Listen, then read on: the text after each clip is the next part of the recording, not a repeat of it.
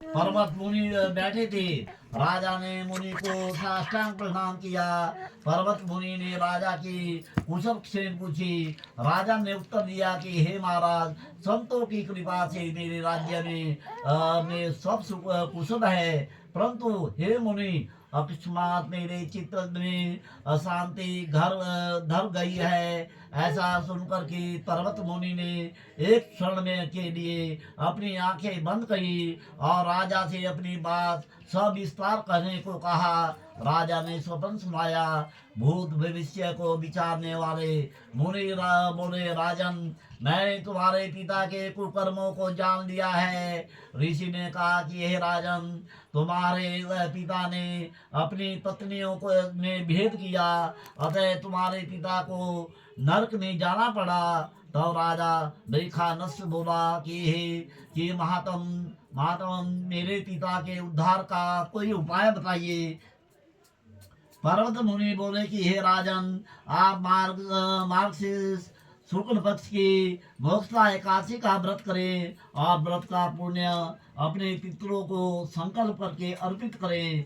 एकादशी के पुण्य के प्रभाव से आपके पिता की नरक की यातना से मुक्ति होगी। मुनि के वचनों को सुन करके राजा लौट आया और राजा ने कुटुंब सहित के साथ मोक्षदा एकादशी का विधि पूर्वक व्रत किया।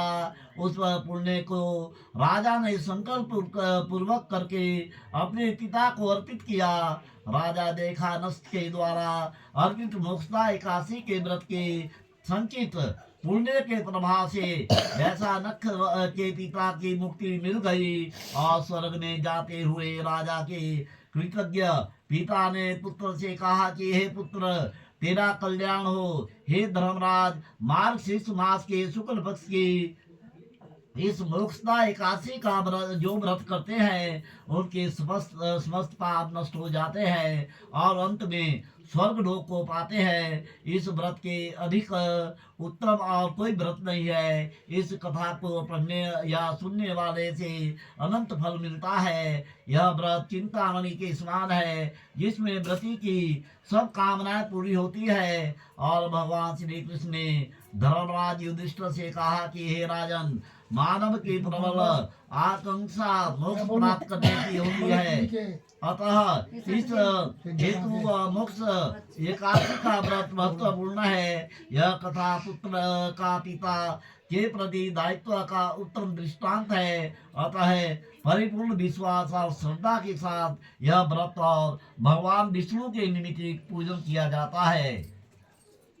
कथा का साथ पितृभक्ति और पुण्य को भी दूसरे के लिए अर्पित करने वालों की गाथा है। एकादशी व्रत केवल व्रती का ही नहीं, दूसरों को भी फल देता है और भगवान का स्वरूप माता पिता के देखने वाली व्रती की मनोकामना पूर्ण करती है। बोल विष्णु भगवान की जय।